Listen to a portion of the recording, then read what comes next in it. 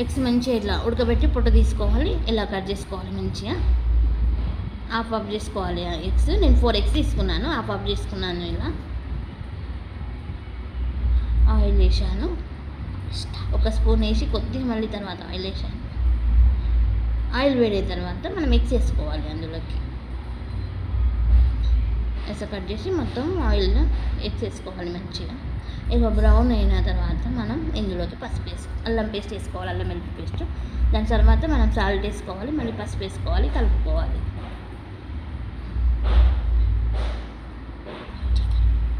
మంచి కలుపుకోవాలి.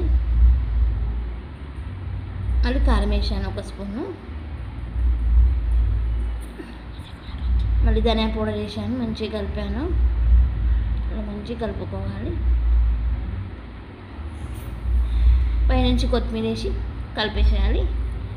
5 మినిట్స్లో మన ఎగ్ కర్రీ రెడీ.